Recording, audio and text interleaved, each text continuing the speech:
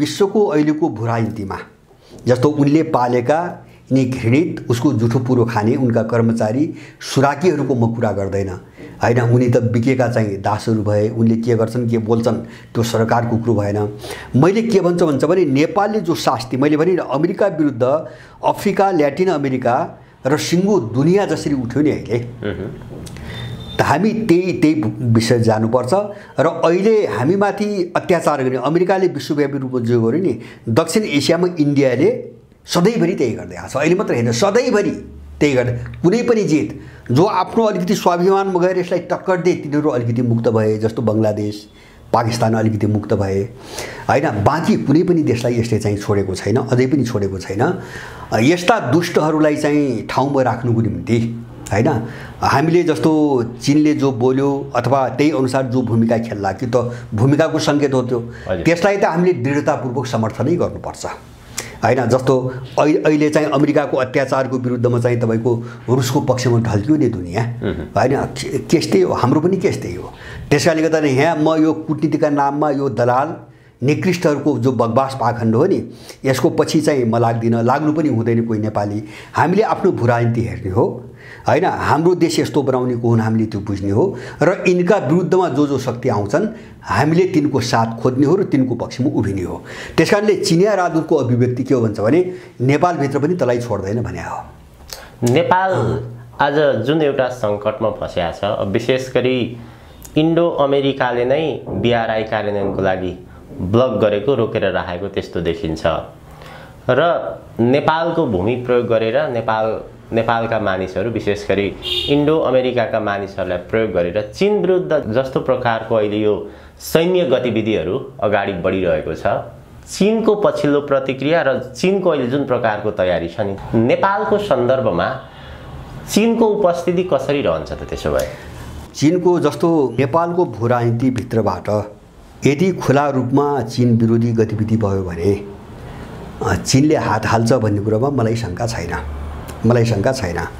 जस्तो मलाई त्यो शङ्का किन छैन भन्छ भने मैले तपाईसँग पहिले पनि भनेको छु 2022 को जुन महिनामा चीनले एउटा कानुन चाहिँ पारित गरेको छ। त्यो कानुनले के भन्छ भने चीनको राष्ट्रिय हितका विरुद्धमा सार्वभौम सत्ता र राष्ट्रिय हितका विरुद्धमा कुनै दोस्रो मुलुकमा खुला गतिविधि भयो भने चीनले चाहिँ सैन्य अपरेसन गर्न सक्छ भन्ने उसले कानुन बनाइसकेको छ। जस्तो रुसले युक्रेनमा गर्यो हैन। हुन त रुसको कानुन त्यो थिएन, चीनले कानुन बनाएको 1 महिनापछि रुसले पनि त्यही कानुन पारित गर्यो हैन। कानुन नबन्दै युक्रेनमा सैन्य अपरेसन सुरु गर्यो भनेपछि त्यो कानुनको चाहिँ अर्थ के हो भन्छ भने जस्तो ताइवान अथवा नेपाल जस्ता ठाउँबाट जो चाहिँ अब यहाँको सन्दर्भमा इन्डियन अमेरिकन युरोपियन, ताइवानको सन्दर्भमा पनि सबै भन्नुस् न मूल गरी अमेरिकन जे गर्न खोजिरहेछन् त्यो गरे भने सिधै चाहिँ सैन्य आक्रमण गर्ने कुरा हो। नेपालमा हुने त्यही हो, यसमा कुनै पनि चाहिँ मलाई शङ्का छैन। र अब यो कति सम्भव छ भन्ने कुरा हो। दोस्रो बाटो यो कति सम्भव छ मैले भने नि एउटा ब्लिङ्केनको त्यो अभिव्यक्ति जो हामीले अघि कुराहरू नि अब त्यसले के देखाउँछ भन्छ भने अमेरिका त्यो गर्ने सामर्थ्यमा अब छैन। जस्तो एमसीसी को प्रसङ्गमा मैले बारम्बार भन्दै आएको छु, यो पछिल्लो युक्रेन द्वन्द्वपछि एमसीसी परियोजना अमेरिकाले सोचेको चाहिँ डिजाइनमा अगाडि बढ्न अब सम्भव छैन। ऊ 5 वर्षहरू खेल्छ, 6 वर्ष खेल्यो हैन सम्झौता भएको नाममा। अब यसको कानुनको 5 वर्षको नाममा 5 वर्ष खेल्छ, गिजोल्छ, नेपाललाई अप्ठ्यारोमा पार्छ, हानि नोक्सानी हुन्छ आफ्नो ठाउँमा छ। तर अमेरिका एमसीसीबाट हात झिकेर जान्छ, लास्टमा त्यो पैसा उसले दिँदैन हैन। अब इन्डियाको तपाईको कुरा गर्नुहुन्छ भने जस्तो अहिले नक्सा जो जारी गर्यो नि मलाई लाग्छ यो पहिलेको जस्तो चाहिँ सामान्य नर्मल खालको छैन हैन। नर्मल खालको छैन। नर्मल खालको किन छैन भन्छ भने पहिलो कुरा त चीन र इन्डियाको बीचको जो सिमाना हो जो चाहिँ मैकमोहन लाइन भन्छन् त्यो ब्रिटिसहरूले कोरेको लाइन हो, त्यसलाई चीनले अहिलेसम्म मानेको छैन। चीनले अहिलेसम्म स्वीकार गरेको छैन। त्यो कोणबाट पनि उसले त्यो दाबी गर्ने ठाउँ छ हैन। किन जम्मू काश्मीर र लद्दाख त इन्डियाको त होइन नि हैन, त्यो सबै इन्डियाको त होइन। त्यो त चाहिँ चीन र इन्डियाको बीचमा जो मैकमोहन लाइन चाहिँ रेखा कोरियो त्योभन्दा धेरै पछाडि इन्डियाले जबरजस्ती कब्जा गरे हो हैन। इन्डियाले जबरजस्ती कब्जा गरेको हो। त्यो पनि चाहिँ त्यहाँको राजाले त्यहाँका कबिलाहरूको विद्रोहलाई दबाउन सहयोग मागेको, इन्डियाबाट सहयोग मागेको, गएको सिना नफर्केर काश्मीरै खाइदियो। काश्मीरै खाइदियो। त्यस कारणले काश्मीर त इन्डियाको कहिले पनि होइन, अरुणाचल पनि होइन। अरुणाचल त्यो ब्रिटिसहरूले जबरजस्ती चाहिँ तपाईँको गर्दासम्मको अवस्थामा अरुणाचल पनि होइन। भनेपछि त्यसमा पनि अहिले पछिल्लो ध्रुवीकरण हेर्ने हो भने इन्डियालाई चाहिँ चीनले छोड्छ मलाई त्यस्तो लाग्दैन। सबै रणनीतिबाट नक्सा आएको छ र मैले अमेरिकाको जो कुराहरू इन्डियाको हकमा त अझ मैले के भन्छ भने त्यो स्थिति आयो भने इन्डिया चाहिँ तपाईँको टुक्रा टुक्रा भएर जान्छ। इन्डिया थ्याक्न सक्दैन, इन्डियाले थ्याक्न सक्ने केही पनि आधार देख्दैन। जस्तो अमेरिकाको जो समस्या छ इन्डियाको हेर्यो भनेपछि जस्तो इन्डियालाई पूर्व पश्चिम उत्तर दक्षिण जोड्ने कुनै राष्ट्रिय सूत्र छैन अहिलेसम्म। इन्डिया त्यसरी विभाजित छ।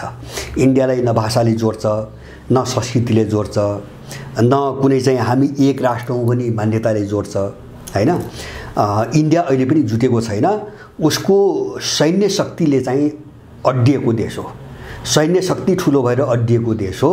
यो भूराजनीतिक टक्राउमा उनको चाहिँ सेना जुन दिन कमजोर हुन्छ नि इन्डियन चाहिँ तपाईँको संरचना राष्ट्रको जो संरचना त्यसभित्र पहिरो जान सुरु गर्छ।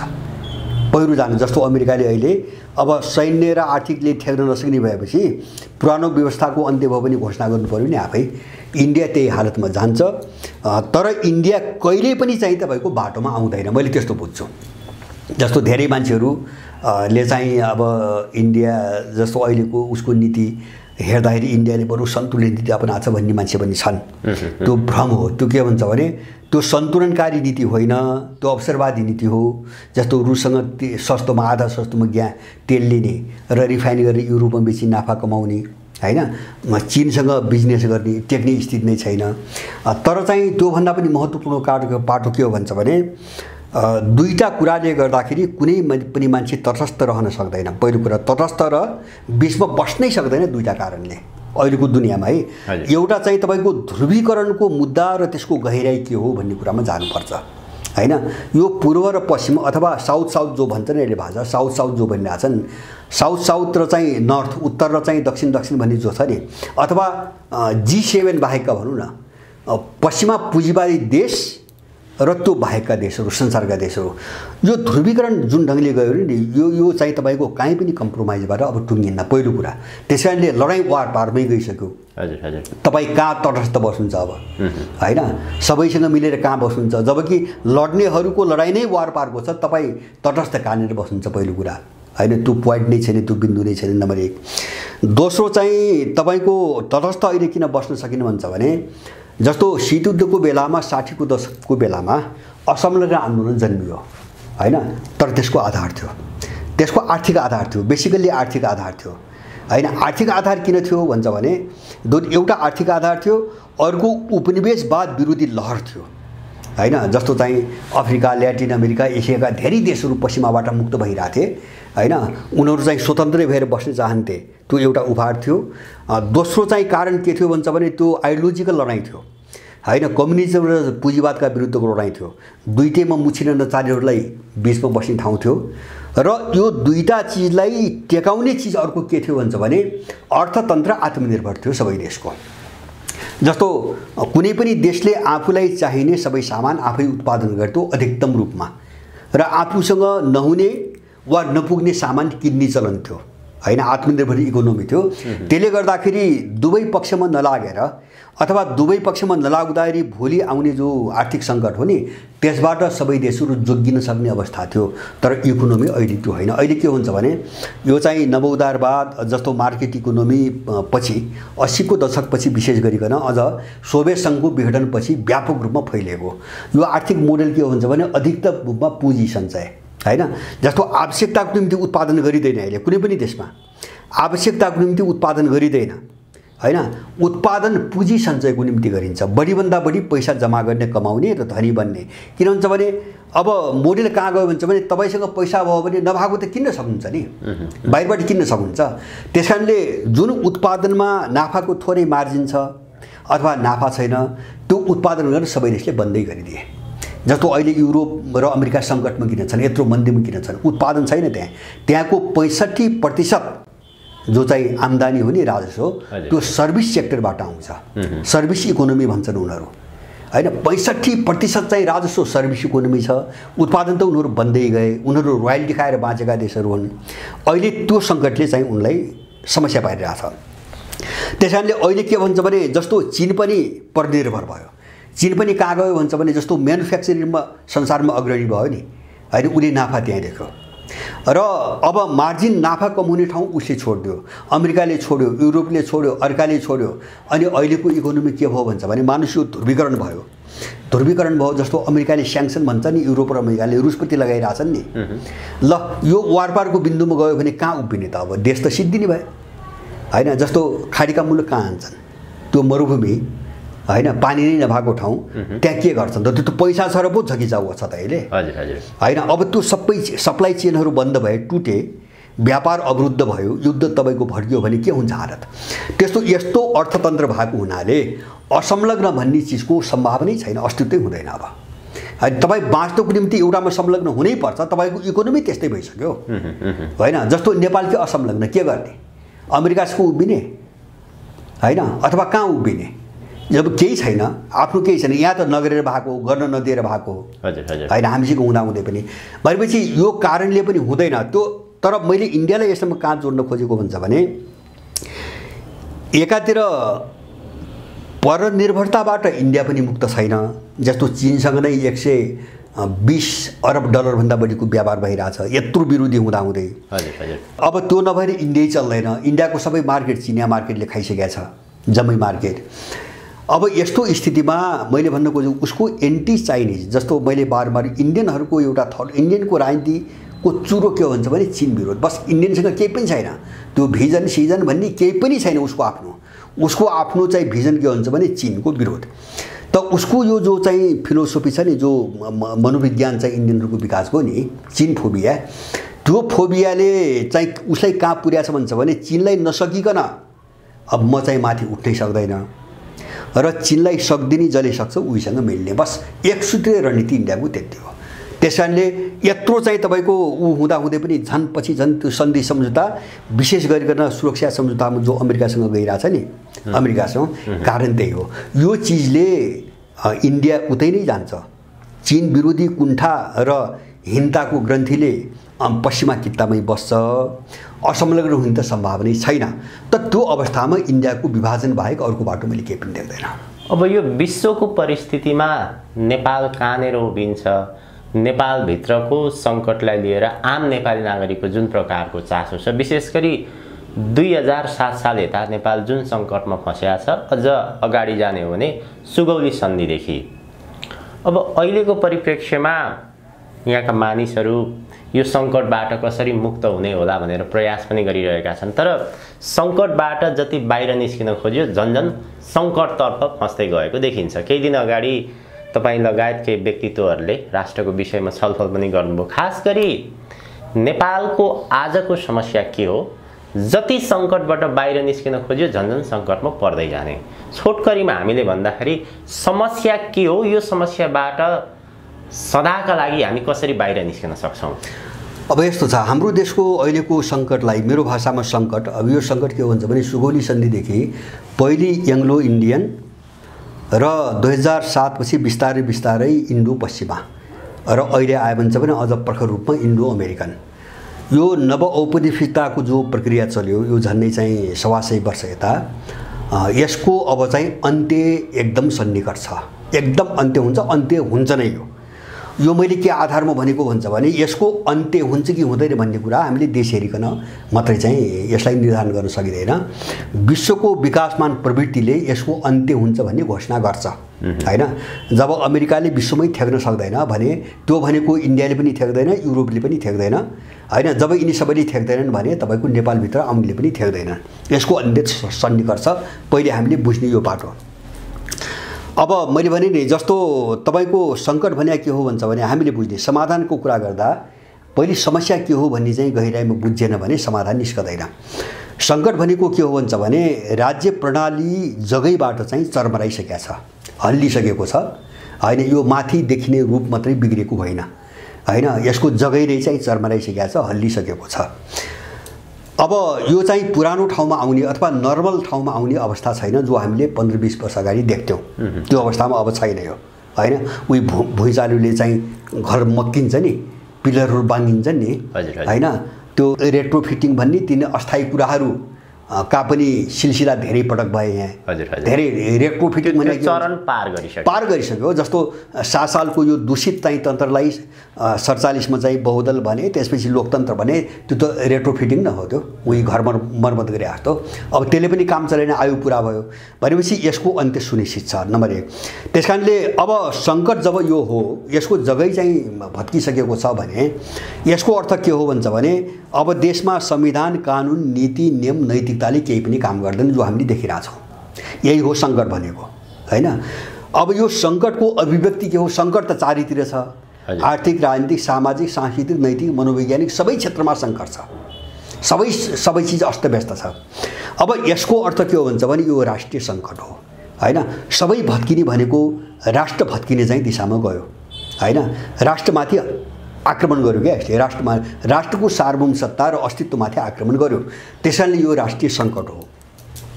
अब राष्ट्रिय सङ्कट हो भने हाम्रो चाहिँ तपाईँको मुद्दा के भन्दा पनि राष्ट्र निर्माणको मुद्दा आयो, होइन?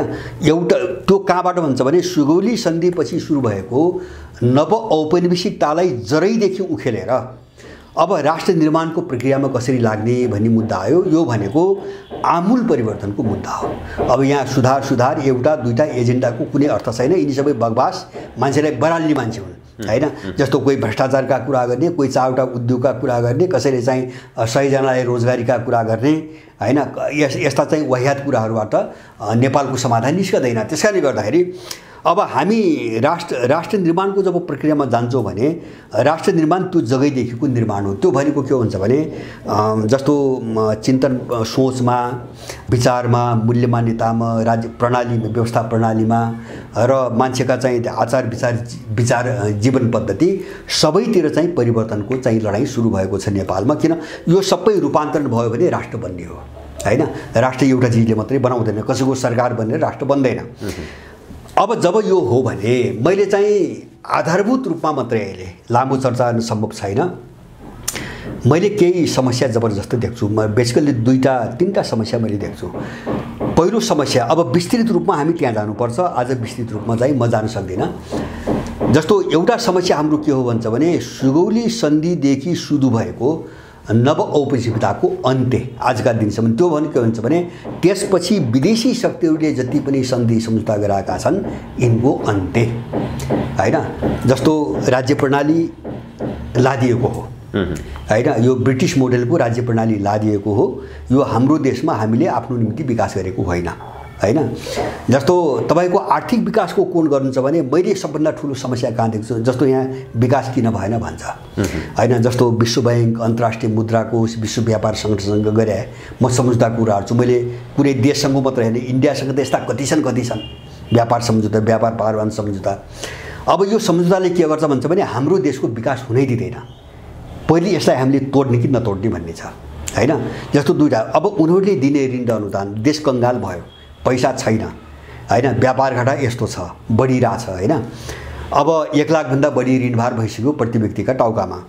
अब उनको शर्त के छ भन्छ भने उनले ऋण र अनुदान दिँदा स्ट्रक्चरल एडजस्टमेन्ट भन्ने एउटा कार्यक्रम छ उनको। उनले जहाँ पैसा दिन्छन् नि त्यो देशको प्रणाली, राजनीतिक प्रणाली, आर्थिक प्रणाली, सामाजिक प्रणाली उनले भने अनुसार बदल्नुपर्छ, पहिलो सैद्धान्तिक शर्त, नत्र उनले ऋण दिँदैनन्। जस्तो इकोनोमी कस्तो बनाउने, शासन प्रणाली कसरी चलाउने, होइन? सामाजिक नीतिहरू कस्तो बनाउने, त्यो चाहिँ शर्त हुन्छ उनको, नम्बर 1। त्यसले चाहिँ हाम्रो देशलाई पुरै चाहिँ विरूप, कुरूप र पुरै गुलाम बनाउँदै गएको छ, सबै उनको अनुसार ढाल्दै गएको छ। अब दोस्रो शर्त के छ भन्छ भने उनले ऋण र अनुदान कुन क्षेत्रमा लगानी गर्ने हो त्यो शर्त राख्छन्। उनले केही ठाउँमा ऋण अनुदान दिँदैनन्। कहाँ दिँदैनन्? उनले सार्वजनिक क्षेत्रमा ऋण अनुदान दिँदैनन्। जस्तो शिक्षा, स्वास्थ्य, आम जनतालाई, सार्वजनिक भनेको आम जनतालाई जो आवश्यक चिज हुन्छ नि त्यहाँ लगानी गर्न उनीहरू दिँदैनन्। त्यही भएर शिक्षा स्वास्थ्यको निजीकरण सुरु भयो, हर चिजको निजीकरण सुरु भयो नि आज। त्यो किन भयो भन्छ भने उनीहरूले त्यो सेक्टरमा लगानी गर्न दिँदैनन्, सेक्टर परिकिटान गर्छन्। दोस्रो के हुन्छ भने राज्यले अर्थतन्त्रलाई, स्वदेशी अर्थलाई संरक्षण दिन पाइँदैन। उनको बजार मार्केट इकोनोमीको त्यो सिद्धान्त हो। त्यही भएर जस्तो हामी सिद्धियौँ नि, हामी किन सिद्धियौँ, हामी सिद्धिनुको एउटा पाटो एउटा उत्पादन गर्न दिँदैनन्। दोस्रो चाहिँ जस्तो ऋण अनुदान कहाँ दिँदैनन् भन्छ भने हामीसँग कृषि छ, पानी छ, पशुपक्षी छन्, बागवानी छ, फलफुल छ, जडीबुटी छ, सांस्कृतिक सम्पदा छ, पर्यटन छन्, खानी छन्। यहाँ तपाईँले ऋण अनुदान दिएको सुन्नुहुन्न। उनले भौतिक पूर्वाधार मात्रै हो जो उनलाई चाहिएको छ, कहीँ पनि ऋण दिँदैन हैन। दोस्रो समस्या अर्को के हो भन्छ भने राज्यले अर्थतन्त्रलाई संरक्षण दिन पाइँदैन।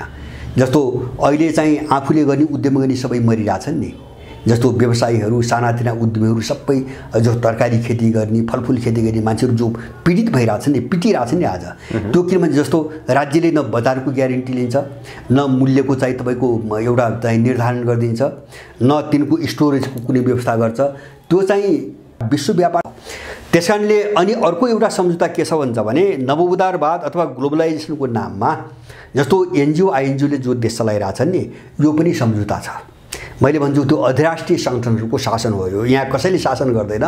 प्रत्येक मन्त्रालयका नीतिहरू सबै एनजिओ आइएनजिओले बनाउँछ, यहाँको मान्छेले बनाउँदैन हो। यो सबै चिजको अन्त्य गर्ने, यसलाई सबै यहाँबाट निकाल्ने कि ननिकाल्ने, पहिलो चाहिँ विकासको कुरा गर्ने हो भने हैन। अब यो नभइकन सम्भव छैन। हामीले यहाँ कार्यक्रम बनाउनु पर्यो, लड्ने यिनीसँग हो। यिनको सन्धि सम्झौतासँग लड्ने एउटा समस्या सन्धि सम्झौतासँग छ। चाहे व्यवस्थालाई स्वाधीन बनाउने भन्नुहोस्, चाहे देशको विकास गर्ने भन्नुहोस्, अवरोध पारेकै यिनले हो। लडाइँ यिनीसँग हो, यिनको दलालसँग होइन मुख्य लडाइँ। दोस्रो समस्या हाम्रो के हो भन्छ भने हामीले जो सबै आफ्नोपन गुमायो भने विशेष गरिकन यो दलीयता नामको यो आयातित प्रणालीमा हैन, यो गुलाम प्रणालीमा जो आफ्नो सबै पनि गुमायो नि, यसलाई हटाइकन सबै आफ्नोपन कसरी स्थापित गर्ने। जस्तो राज्य व्यवस्था प्रणाली हाम्रो, जस्तो शासन प्रणाली कस्तो हो त्यो त हामीले तय गर्नु पर्यो हैन। जस्तो विकासको अवधारणा के हामीले तय गर्नु पर्यो। हामी त विकासमा कहाँ जानु पर्यो भन्छ भने हामीसँग भएको स्रोत साधन, हामीसँग भएको पुँजी, हामीसँग भएको प्रविधि, हामीसँग भएको जनशक्ति, हामीले त सुरु गर्ने त यहाँबाट हो हैन। जो हामीसँग केही छँदै छैन हैन। जस्तो यो कस्तो हुन्छ भन्छ भने यहाँ एक खालको दलाली स्कुलिङ छ नि, हामी कहाँ स्पष्ट हुनु पर्यो भन्छ भने जस्तो मान्छे स्वस्थ भएर बाँच्ने ग्यारेन्टी उसको शरीरले रगत उत्पादन गर्ने कुरामा हुन्छ कि बाहिरबाट दिने रगतबाट? कति दिन दिएर चाहिँ तपाईँ बाँच्नुहुन्छ? बाहिरबाट दिने रगतबाट तपाईँ कति दिन बाँच्नुहुन्छ? ऋण अनुदान त्यस्तै हो। बाहिरबाट दिने रगतले मान्छे बाँच्दैन धेरै, त्यो अच्छेनिक कुरा हो। त्यसैले तपाईँ दीर्घजीवी बन्नु छ भने तपाईँकै शरीरबाट रगत उत्पादन हुनु पर्यो। भनेपछि हामी चाहिँ तपाईँको बाँच्ने हो भने उत्पादन त आफ्नो नगर्नु पर्यो हैन, आफ्नो पुँजीमा भर पर्नु पर्यो। त्यो अरूले दिएको ऋण अनुदानमा त देश त काम लाग्दैन। नेपाल कहाँ काम लाग्यो? यत्रो ऋण अनुदान आएछ, कहाँ छ? खै कहाँ काम लाग्यो? यो सबै चिजमा जाने, आफ्नोपनमा जाने, आफ्नो राज्य प्रणाली, आफ्नो व्यवस्था प्रणाली, आफ्नो चाहिँ आर्थिक प्रणाली, आफ्नो सामाजिक सांस्कृतिक प्रणाली, यिनी साम्राज्यवादले थोब्रेका सबै चाहिँ तपाईँको निकालेर जानुपर्छ। योभन्दा अर्को समाधान मैले देख्दैन। अब यो परियोजना, यिनी योजना अन्तर्गत विस्तृत कार्यक्रम हुन्छन्। जस्तो शासन प्रणाली कस्तो, विकासको मोरालिटी कस्तो, कुन कुन सेक्टरमा कसरी गर्ने हैन, त्यो विस्तृतमा चाहिँ पछि आउने कुराहरू हुन्। र तेस्रो मैले देखेको समस्या के हो भने जबरजस्त र तात्कालिक समस्या, मान्छे यिनीहरूले बिगारे। यो चाहिँ 35 वर्षको अनवरत प्रयासपछि साम्राज्यवादी र तिनका दलालहरूले मान्छे यसरी बिगाडिदिए, नेपालको मान्छे यसरी बिगाडिदिए कि अहिले देख्नु त तपाईँ यिनको विरोधमा धेरै जनमत देख्नुहुन्छ, तर विरोध गरेर मात्रै त्यो मान्छे काम लाग्दैन। उसको जो चिन्तन छ, उसको जो चाहिँ स्कुलिङ छ, उसको जो चाहिँ तपाईँको प्रवृत्ति छ नि, त्यो चाहिँ यस्तो घातक छ कि मान्छे अवसरवादी भयो, एकदम स्वार्थपरक भयो, लम्पट भयो हैन। जसरी पनि पैसा कमाउने, पैसाको निम्ति जे पनि गर्ने हैन। जस्तो अपराध वृत्तिदेखि लिएर ठगी धन्दादेखि लिएर हैन, यत्रो चाहिँ देश यस्तो सङ्कटमा छ, सानातिना स्वार्थले यिनकै पछि लागेको छ, यिनलाई भोट दिन्छ हैन। धेरै समस्याले मान्छेलाई पुरै अपराधीकरण गरिदिए, यिनीहरूले अनैतिक बनाए, व्यक्तिवादी बनाए। अब यसको अन्त्य नगरिकन र मान्छेमा एउटा स्कुलिङ चाहिँ तपाईँको अगाडि नबढाइकन देश बनाउने कसले भन्ने एउटा समस्या छ। त्यसको निम्ति एउटा जरुरी शर्त अहिलेसम्म जसले अपराध गरिने, मैले त पञ्चायतकालदेखि नै भन्छु, र विशेष गरिकन 2047 सालपछि हैन, हत्या, हिंसा जो दण्डहीन किसिमले अगाडि बढ्यो नि, हत्या, हिंसा, लुट, चोरी, डकैती, भ्रष्टाचार, कुनीति, अनाचार जति गरे नि, यिनी अपराधीहरूलाई कठोरतापूर्वक दण्ड नदिकन, यिनलाई मृत्युदण्ड नदिकन, यिनको 3 पुस्तासम्मको सम्पत्ति जफत नगरिकन यहाँको मान्छेले कुनै राम्रो सन्देश अब नेपालमा पाउँदैन।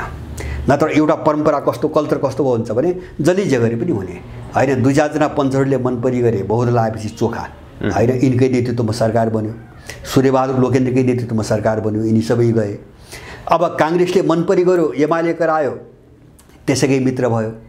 एमाले लुट्न थाल्यो, त्यो सबैलाई पच्यो। माओवादी थपियो, त्यो सबैलाई पच्यो। अनि त्यसपछि जसले जे गरे पनि हुने, कारबाहीलाई कसैलाई नहुने भएपछि भोलि हामी त्यही गर्छौँ भने अनि तपाईँ यहाँको मान्छेलाई सन्देश के जान्छ र यो मान्छे ठाउँमा कसरी आउँछ? यो डरलाग्दो समस्या हाम्रो। त्यस कारणले गर्दाखेरि यो अपराधीहरूप्रति अधिकतम रूपमा कठोर बन्न एकदमै जरुरी छ, अधिकतम रूपमा कठोर बन्न जरुरी छ। र यससँग जोडिएको अन्तिम पाटो मैले भने एउटा हाम्रो व्यवस्था प्रणाली, हाम्रो विकासको मोडेल, हाम्रो अवधारणा र तेस्रो चाहिँ मान्छेको स्कुलिङ हैन। मान्छेको स्कुलिङ र कम्तीमा मैले के बुझ्छु भन्छ भने मान्छेलाई एउटा स्कुलिङलाई अध्यात्म, किन असाध्यै भौतिकवादी भोगवादी भएर मान्छे सिद्धियो हैन। खाऊ पिउ मोज गरेर पैसा यही नै हो, पैसा कमाऊ हैन। किन राज्यको स्कुलिङ त्यही, विदेशले त्यही दिशाले अगाडि बढाए। त्यसैले मान्छेलाई अध्यात्म, भौतिकता भनेको शरीरको आवश्यकता, अध्यात्म, भौतिकता र नैतिकता, यो 3 पाटोसँग जोडेर मान्छेलाई अगाडि बढाउन सकेनौँ भने यो मान्छेबाटै देश बन्दैन। यहाँको मान्छेबाट अब देश चाहिँ बन्दैन हैन। नारामा भन्न त सकिन्छ, तर त्यसको आधारै हुँदैन हामीसँग। त्यसको निम्ति एउटा चाहिँ मान्छेलाई कसरी स्कुलिङ गर्ने, मैले भने अध्यात्म, भौतिक आवश्यकता र चाहिँ नैतिकतासँग कसरी जोड्ने एउटा पाटो भयो। त्यो पाटोमा मान्छेलाई प्रेरित गर्ने हुँदै यिनीहरूमाथि कठोर बनेर यिनलाई दण्डित गर्ने कुरा भयो। यो सबै पाटोमा हामी नभइकन यो समाधान खोज्न हामी सक्दैनौँ। अब अनुभव छ हामीसँग, हामी सबै चिज बुझेका छौँ र मलाई के लाग्छ भन्छ भने अब सायद मान्छे अलिकति बुझ्दै गयो भने आर्थिक, राजनीतिक, सामाजिक, सांस्कृतिक कार्यक्रम कुन क्षेत्रमा कसरी बनाइन्छ त्यो पनि मैले समस्या देख्दैन। त्यो पनि हामीसँग चाहिँ बृहत रूपमा अवधारणाहरू छन्, हाम्रा बुझाइ पनि छन्, धेरै मान्छेका छन्, हामी भोलि गर्न सक्छौँ, गर्न पनि सक्छौँ। तर चाहिँ समस्या जो अगाडि तेर्सिरहेछ नि त्यो अवरोध रूपमा यसलाई कसरी पन्छाउने भन्ने चाहिँ समस्या हो। यो लडाइँमा गयो भने हामी सक्छौँ। र अहिले चाहिँ जस्तो त्यो ढङ्गको धेरै छलफल भइरहेछ, यहाँ धेरै खालको छलफल भइरहेछ, मान्छे बिस्तारै चाहिँ तपाईँको ठाउँमा आउँदैछ। किन हिजो के देख्थ्यो भन्छ भने दल मात्रै समस्या हुन्, धेरै मान्छेको त्यस्तो थियो, दल मात्रै समस्या हुन्, यिनलाई पाखा लगाइदिइसकेपछि हल हुन्छ भन्ने थियो। तर मान्छे छैन, बिस्तारै आइरहेछ। किन भन्छ भने दलको विस्थापन मात्रै समस्या समाधान होइन, अथवा मेरो कोणबाट भन्छ भने राज संस्था भन्ने संस्थाको पुनर्स्थापना मात्रै समाधान होइन। त्यसपछि के भन्ने कुरा हो, त्यसपछि के त देश निर्माणको तपाईँको चाहिँ सिद्धान्त के, एजेन्डा के, कार्यक्रम के हैन। त्यो बाटोमा हामी जानुपर्छ र त्यो बाटोमा सबै नेपालीहरूले सकारात्मक गतिले सोच्न सक्यो भने मलाई विश्वास के छ भन्छ भने मैले अमेरिकाको कुरो गरेँ अघि नै, एक झट्का यिनलाई हानिदिने हो भने यिनी टेक्ने ठाउँ कहीँ पनि छैन। जो हालत अमेरिकाले बेहोरिरहेछ नि त्योभन्दा सङ्कटपूर्ण हालत यिनको, जस्तो यिनको अर्थतन्त्र सिद्धियो, यिनको जनमत सिद्धियो हैन, यिनको राजनीति सिद्धियो, बदनाम भयो, यिनको राजनीति पनि सिद्धियो। जस्तो यिनलाई च्याप्ने बोक्ने जो शक्तिहरू थिए हैन, त्यो पनि हिजो जे थियो त्यो छैन। सबैतिर सङ्कटमा फसिरहेछन्। यही पनि कागजी बाघ परिणत भइसकेका छन्। यही बेला अलिकति बुद्धि पुर्याएर र आँटेर आत्मविश्वासका साथ हैन गर्न सकिन्छ भने आत्मविश्वासका साथ यिनीहरूमाथि 2-4 झट्का दिन सुरु गर्ने हो भने यिनी आफै ढल्छन्। यिनीसँग कुनै सामर्थ्य मैले चाहिँ देख्दिनँ। मैले देखेको समस्या यिनलाई ढाल्ने मात्रै नभएर मूल समस्या त्यसपछि के गर्ने भन्ने भिजनमै समस्या हो, आम मान्छेको समस्या। अब यो हामी स्पष्ट गरौँ र विस्तृत रूपमा कार्यक्रम बनाएर जान सक्यौँ भने मलाई लाग्छ 1-1.5 वर्षमा यो सबै साफ भएर जान्छ भन्ने कुरामा मलाई विश्वास छ। हस्, आजको हजुरको अत्यन्त महत्त्वपूर्ण समय र विचारप्रति धेरै धेरै आभार प्रकट गर्दछु। हजुर, धन्यवाद।